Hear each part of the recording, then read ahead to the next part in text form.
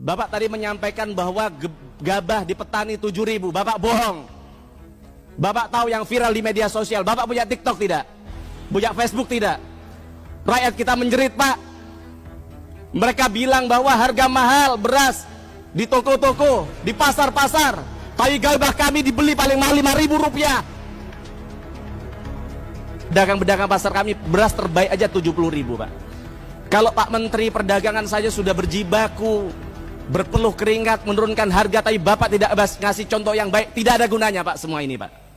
Kemudian Pak Menteri, yang kedua, tentu kami sedih, kami kecewa, kami malu kepada rakyat, Pak Menteri.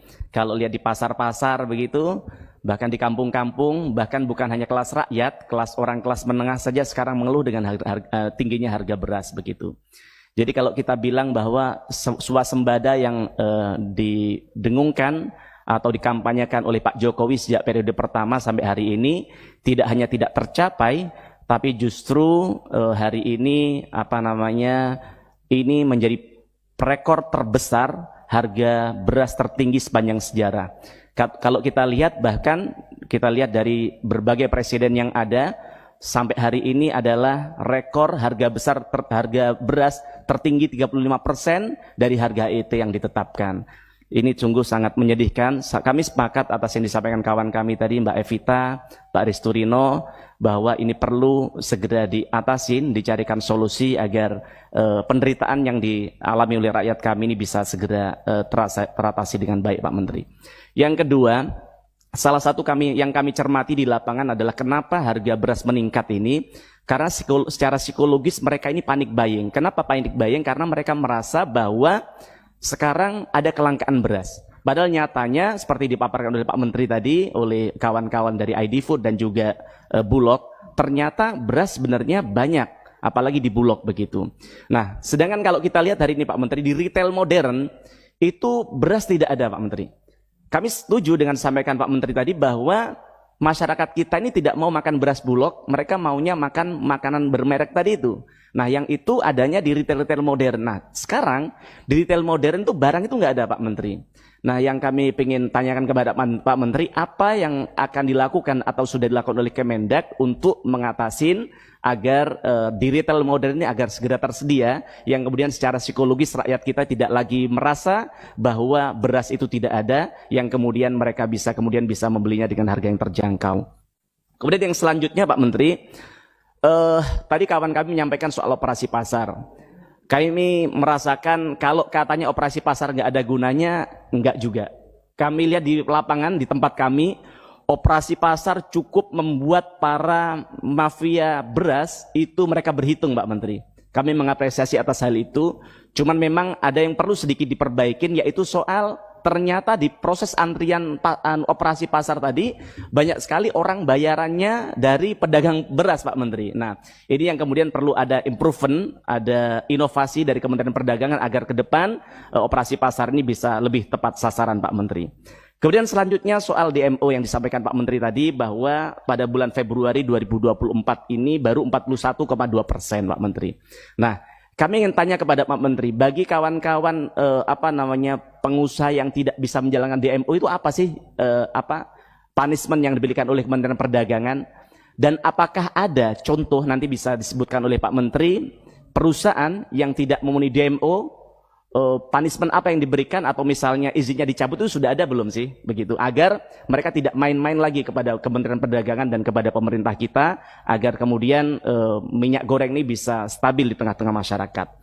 Kemudian ini hanya sekedar mengingatkan bahwa harga telur hari ini sudah 33.000 di pasaran, Pak Menteri. Kami tidak mau bahwa telur ini yang seperti bulan Mei tahun 2023 itu sempat di angka 40.000, tapi saya kok punya keyakinan insya Allah di tangan Pak Menteri ini bisa segera turun seperti yang sudah terjadi. Nah, kemudian untuk ID Food, ini untuk ID Food, Pak, bulan Desember, Pak Dirut, bulan Desember yang lalu, Pak, beras itu masih 55.000 di pasar. Kami saat itu mendengar El Nino, mendengar bahwa ada kelangkaan beras per 55.000 5 kilo. 55.000 bulan Desember. Sehingga kami saat itu ada kegalauan di diri kami tidak bisa memberikan sesuatu kepada rakyat, maka kami, banyak kawan-kawan kami di Komisi 6 melakukan bansos, pakai duitnya sendiri tentunya, membelinya di RNI, karena kami merasa bisa dapat lebih cepat dan berasnya kualitasnya bisa lebih bagus. Nyatanya, di RNI harganya saat itu 80.000 Pak. Kami sedih, karena apa? RNI harusnya jadi stabilisator, harusnya jadi contoh buat rakyat, tapi ternyata akhirnya pedagang-pedagang di pasar ngerti harga di RRI ngawur, mereka tidak takut-takut lagi menaikkan harganya. Dan Bapak tahu hari ini Pak, kami kemarin ini serius Pak ini Pak, Bapak harus perhatikan hal ini.